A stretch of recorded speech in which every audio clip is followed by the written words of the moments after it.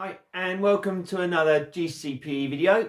Today we're going to look at mental preparation, and mental preparation is on paper 2, and we really kind of think about mental preparation as being for elite performers, but it doesn't have to be just for elite performers. You probably do some mental preparation before and during your sporting performance.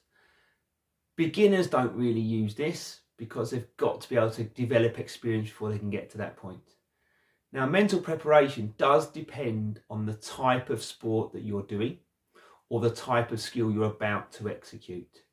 It could depend if it's a calm sport versus more aggressive sport, the speed of the sport, and whether there's breaks in play during a sport or is it just a continuous performance. Okay, so that can depend on the type of mental preparation you use. So the first one we're going to look at is visualization. Now, if you watch elite performers perform, visualization is something they do all the time. So if you're a tennis fan, you've probably seen Nadal and Djokovic go through mental preparation before they take their serves. Now, Nadal's famous for fiddling with his clothes and taking his time, and all of that is actually mental preparation. He's thinking about the type of serve he's going to do. He's going to think about where the serve's going to go, and he's going to be trying to think about when he served really well to recall good feelings about his performance. Now, Djokovic, what he does is when he's doing mental preparation, he's forever bouncing the ball or tapping it on his racket, again taking his time, and the bigger the point, the longer he takes. And that really is evidence that he's using his mental preparation. Again, he's trying to think of his best serve he's ever done to be able to repeat that again to feel good before he hits the ball. In rugby, Owen Farrell and Johnny Wilkinson are both really famous for their mental preparation before taking a kick at goal. Now, a kick at goal in rugby is to score 2 points after a try or 3 points if it's a penalty kick.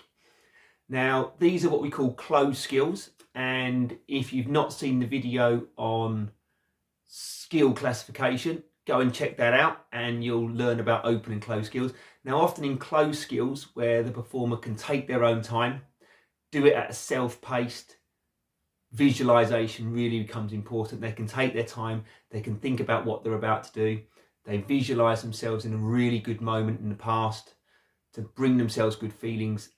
They visualize what is going to happen as they're running to kick the ball, and they're going to visualize the ball going through the posts. Then they're going to execute the skill. In their mind, they've already achieved the kick. Usain Bolt was similar at the 100 meters. Now, he looks like he's having fun, he's dancing around, but actually what he's trying to do, he's trying to do two things. One, he's preparing himself, he's relaxing his mind, he's visualizing what his start's going to look like, he's going to visualize himself winning the race. He's also trying to get into the heads of other people and put them off their mental preparation. In a similar way, a high jumper is the same. A high jumper will stand at the end of their run-up and they seem to pause and take their time and do little movements.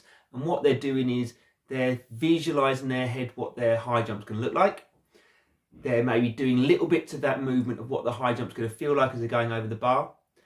They've played the high jump through in their head. They've seen themselves going over in the bar, and then they execute that skill. High jump is a closed skill as well. Now, mental preparation and visualization often happen before the warm-up. You might be preparing yourself for a game. You might talk to yourself about this. You might visualize how that performance is going to look later when you perform that. So it almost happens on the morning of that performance, sometimes even before. A lot of people work on this in training as well. So work in training on improving their mental preparation. And the last one is called self-talk. Now, this often happens in aggressive sports or sports where they've got to really kind of persuade themselves that a task is difficult or challenging, or for example in rugby where they've got to tackle fast moving players and the chance of injury is high. Self-talk's really important to kind of motivate themselves and prepare themselves for those collisions. Thanks for watching today. I've done some other videos for paper 2, some guidance, feedback and classification of skill. You can go and check those out, and good luck.